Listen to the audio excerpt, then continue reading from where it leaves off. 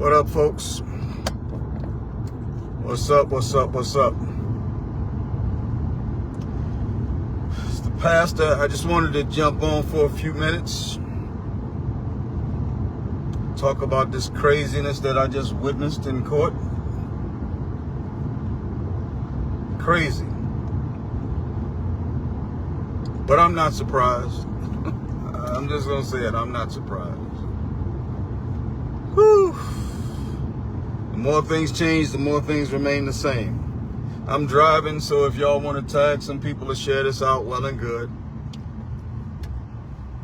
But for those of you who didn't hear yet, in the case of the Charleston County Sheriff's deputy who 3 years ago, on Mother's Day, May 8th, 2022,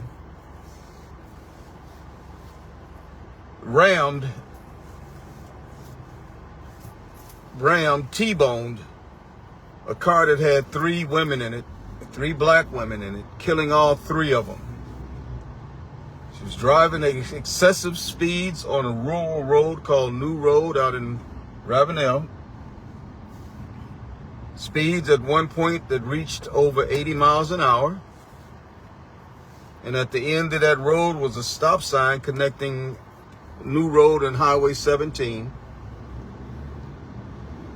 By that time, her speed had dropped down to 73 miles an hour when she went through the stop sign without stopping.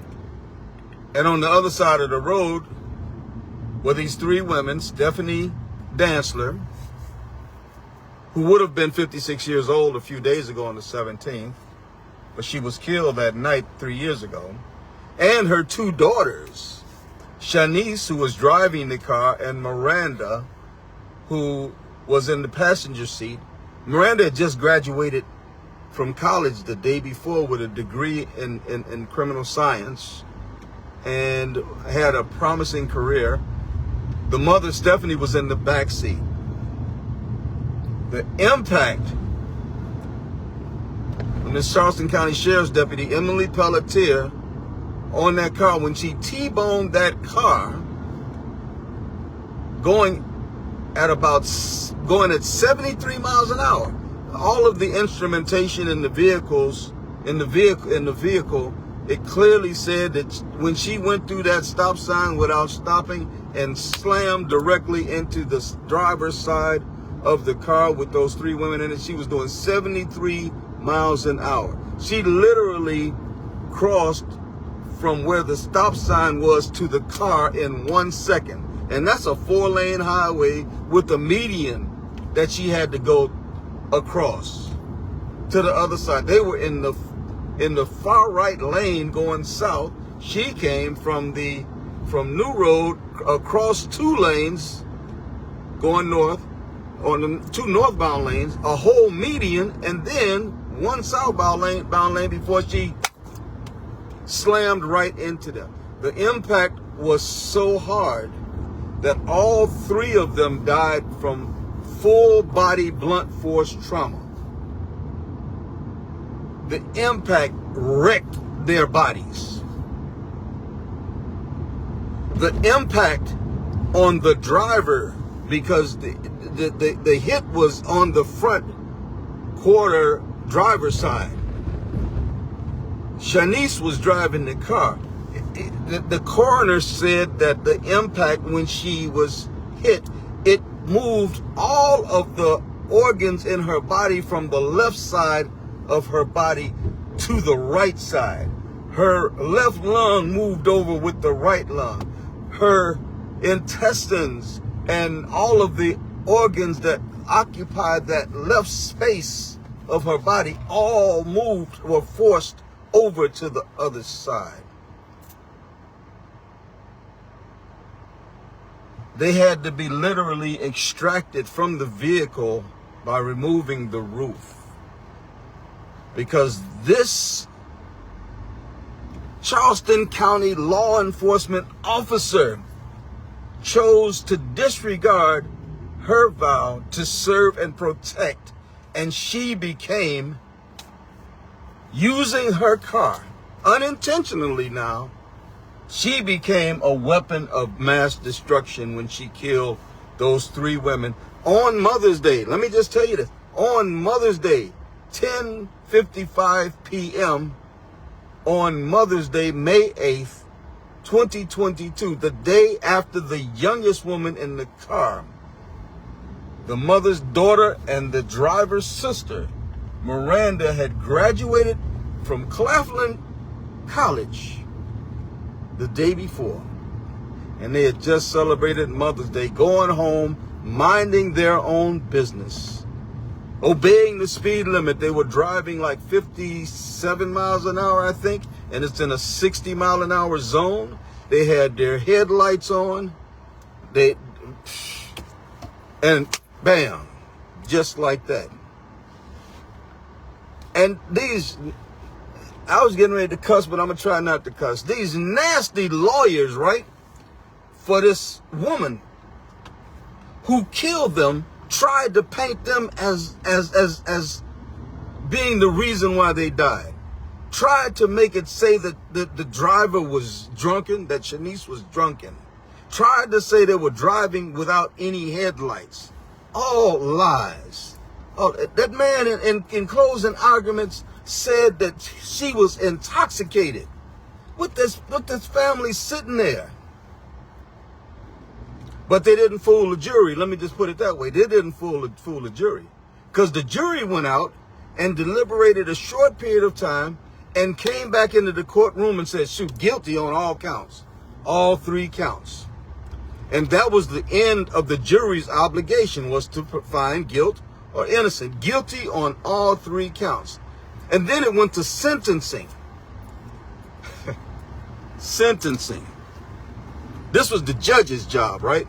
You know, the guy that runs the court, the guy who is supposed to be the one who administers justice inside of the courtroom. The dude with the robe on, got that thing they call a gavel. You hit the gavel, tell people to be quiet and all of that. They're supposed to be, probably is supposed to be the most honorable person in the room. The judge, right? So after the jury did its due diligence and its duty, according to the evidence, this overwhelming body of evidence against her, the judge found out that the jury decided all that mess about drinking and all of that. This was the cop's fault. She was the reason these 3 women died. That's what the jury decided based on the evidence, turned it over to the judge to give sentencing, because that's all the judge had to do. And the judge, which each one of those 3 counts of reckless homicide, that was the charge, each one would carry 10 years maximum. Not a lot of time anyway for killing these 3 women. But it's up to the judge's discretion. So what did this judge do? This judge, on each one of those charges, gave Emily Pelletier, the cop who killed these 3 women, 5 years, suspended to 3 years on each charge. 3 years in the death of Stephanie Dantzler, the mother. 3 years in the death of Shanice Dantzler Williams, the older daughter. 3 years in the death of Miranda Dantzler Williams. Not running concurrently. See, because if they would have been concurrent, that would be 9 years that person had to serve. 9. Ran them consecutively. That means that each one of those 3-year terms runs together. So it's a total of 3 years to be served. This judge said that these women's lives, the loss of their lives, was only worth 1 year in jail per person.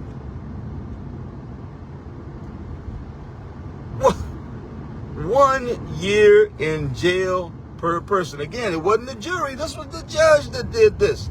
The supposedly honorable dude in the courtroom. The dude with the robes, right?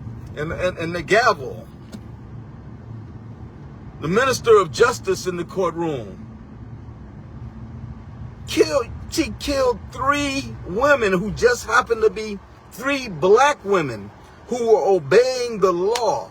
who were doing what they were supposed to do, driving according to the speed limit, the posted speed limits, headlights on, seat belts on. All of this was proven in court until they were slammed into.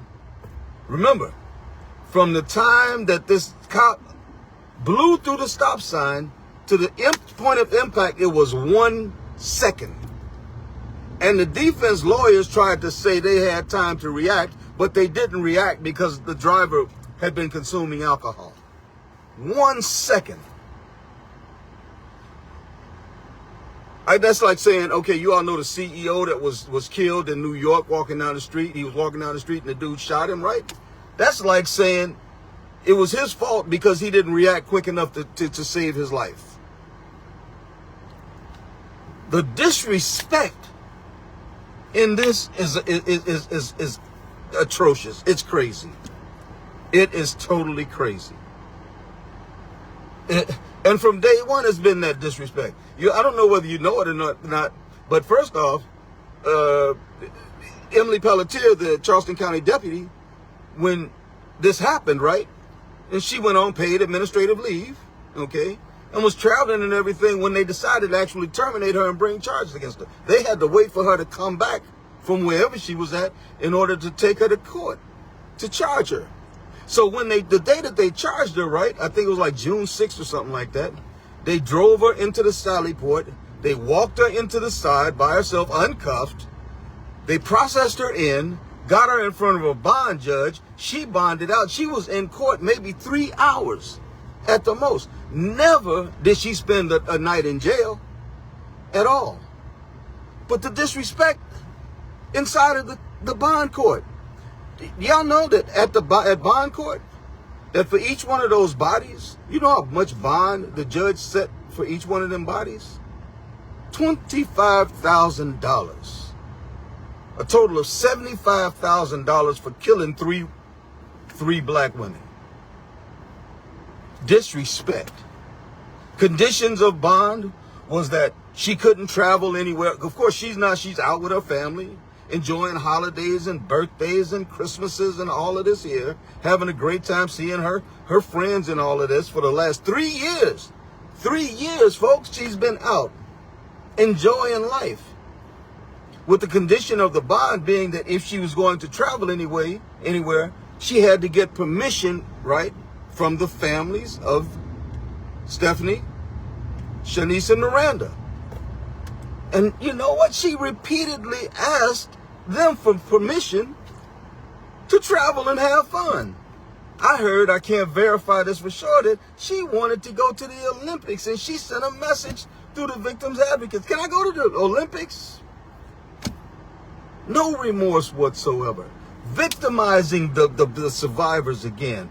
Disrespecting the survivors again, who already are grieving over the loss of their loved ones. For 3 years. 3 years. No communication from Scarlett Wilson's office, who is technically the family's criminal attorney. Her office. Now, let me just say, the two attorneys that litigated this, they did a really good job. They presented the evidence, the facts in the evidence, and the jury, based on their litigation, came back with a guilty verdict. Just as they should have, because the evidence proved it. But for 3 years, though, there was no communication between Scarlett Wilson's office and this family.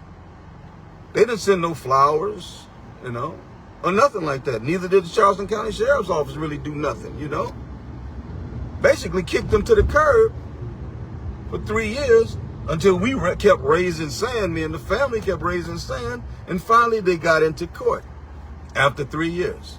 Again, in 17 days, it'll be 3 years since the 3 of them was killed by this cop. Now, in court today, she crying, mother falling out, and all of this here, because they ain't going to be able to see their baby because she going to jail. But she going to jail for 3 years, and she only going to do 85% of that. She only going to do 85% of that. This is crazy, folks. It's crazy. And people wonder why the Black Lives Matter movement started originally and why it continues. You see, because Scarlett Wilson, let me just say something about Scarlett Wilson. I don't know if the fix was in all along or not. I don't know. I just don't know. But it kind of feels to me like the fix been in already. Alrighty? It honestly speaking, it feels like the fix been in already. Because Scarlett Wilson's got a history, a track record of not sending law enforcement officers to jail, not successfully litigating them in officer involved deaths. When 5-0 shoot somebody or kill somebody or run them over. It's been like, I think 7 or 8 times since she's been the 9th Circuit solicitor in Charleston County, I'm talking about 8 or 9 times, 7 or 8 times, when she's failed to actually prosecute or to bring a conviction, even with Walter Scott, where there was a video of this cop shooting Walter Scott in the back running away when he was running away. She couldn't bring the conviction with him in the murder case. The only reason why that cop is in jail right now is because there was a civil rights violation that was brought against that cop that he got convicted on in federal court. When they failed to convict in the state court for murder, federal court picked it up, got a conviction on him for a civil rights violation. But Scarlett Wilson, again, she could not get the conviction on him in state court, just like normal. Now, today in court, I said to myself, finally, one time, her office has gotten the job done. But the reality is that, yes, the jury did what the jury was supposed to do based on the evidence that her office put forth. But the judge, who talked to the judge? Who led the judge to think that if we get a guilty conviction, then it's going to be all right for you to give this girl 3 years total for killing 3 women? Folks, in the words of the poet Keith Sweat, who said some time ago, something just ain't right. And to quote the saying that has had many of us in the streets in the past, Black lives don't matter. Actually, to change the quote, so Black lives don't matter. That's the craziest thing I done seen in my life. And I done seen some crazy mess. But I had to get on here right quick to give you all the facts, the intel, before it gets twisted or turned. I'm mad. The family's mad. The community should be mad that this judge, this white judge, I'm just going to say it, thought it appropriate to put 1 year of jail time per body in the deaths of these 3 women.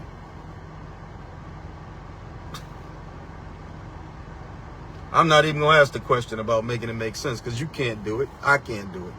Nobody can do it. That judge can't even make it make sense. That's why it's so easy to think that the fix was on. That's why it's so easy to think that the fix was on. Can I prove that? No, I can't prove that. To be perfectly honest, no, I can't. But something ain't right. Something ain't right. And every time something ain't right, guess who it ain't right about? Guess who always gets to be the victim in that? Again, this family has been disrespected for 3 years. And how you the one who lose the loved ones and be the ones who are disrespected? How does that work out? Make that make sense. Never has made sense, and it never will make sense. But it's the same thing as how these people, they badmouth George Floyd, who he didn't put his knee on his own neck. That cop did it. The same way that they badmouth Emmett Till, who didn't think that this white lady in the store was getting ready to dream up some kind of lie about him flirting with her that was going to get him killed. The same way with Walter Scott, for 3 years, for 3 days, they was getting their storyline down about how he feared for his life, and that's why he shot Walter Scott until that video showed up. It ain't no different. We holler Black Lives Matter, but we never see the manifestation that Black Lives Matter. And I'm going to say this and I'm going to get off this live. One of the reasons why we don't see it is because we never see us getting up and getting engaged in our community. Except for when we're angry. And when it's time for us to get involved with what's going on, we got more time to spend at this event and that event and getting to the club and all of these things, which I ain't got no problem with that. But folks, if we don't stand up for we, ain't nobody gonna stand up for we. If we don't fight for ourselves, ain't nobody gonna fight for us. And for those who think that there's a cavalry or some kind of heroes and they waiting on them, ain't none. We all we got. Ain't none. In that courtroom today, where there was a unique opportunity for this system to actually bring justice, what happened? I'm pissed off, family pissed off, community should be pissed off, everybody should be pissed off about right now, because justice never showed up actually in that courtroom, because it looks to me like that judge had decided before we started this case a week ago, oh, this is going to be the outcome. This is going to be the outcome. I don't care what they decide. She's either going to go free or she's going to do a couple of years and bounce. While this family continues. Last week, they visited for Stephanie Dantzler's 56th birthday. They visited the graveyard. On Mother's Day, they're going to visit the graveyard. Yesterday on Easter, they visited the graveyard. As the other birthdays come, as the other holidays, Thanksgiving and Christmas, they're going to visit the graveyard. While this judge enjoys his family, while Emily Pelletier's family goes to whatever prison they can and go visit her and talk to her and everything. Man, I'm going to get off here because I'm about at that cuss mode right now. Seriously. I'm seriously at that cuss mode, and I don't want to cuss because I always ask people not to cuss on my page, so I don't want to be the one that open my mouth, because if I get started this time, it's going to be a flow. Straight up. And I know it. I know it. So, folks, please, I'm going to ask you all, like I have asked several times over this last week, please pray for this family. Pray for Miss Betty. Pray for Darren and Eric and their spouses. Pray for the rest of the family, Shanice and Miranda's sisters, and the rest of the family. Pray. Her Shanice's fiance was at court and he spoke today. She was right around the corner from getting her master's degree. Please pray for them. And I know ain't nobody gonna do it, but I'm gonna do it because I have to do what I have to do. I'm gonna pray for that cop that did it, that somewhere along the way that she will repent, that she will be remorseful, that she will realize. Because right now I don't believe that she really does. And for her family, who didn't think that it was improper for them to stand up in court today and talk about what they're going to miss with their living daughter, while they said that in the face of a family who lost 3 daughters and granddaughters, 3, 1 sister, 2 nieces, 3 at one time that they'll never be able to visit again, except for at the cemetery. All right, folks, I'm done. I gotta go do something that, that'll comfort me. I think I'm gonna get some food. Sometimes when I eat, I feel better. I don't know. It's going to take a little bit for me. Y'all pray for me too, please. Y'all pray for me too, because, you know, I'm not impartial to any of this. I hurt too. I hurt when we don't have justice, especially in the face of when there should be justice. This is just another slap in the face, as far as I'm concerned, of white supremacy, by white supremacy, and a system that's set up to just tell us in our face, black lives don't matter. Y'all take care. This is the pastor. I'm out. I've been here on the hill long enough, man. I love you all. And like Deborah Paul Anderson always says, you know, I love you and there's absolutely nothing that you can do about it. Y'all take care. Peace.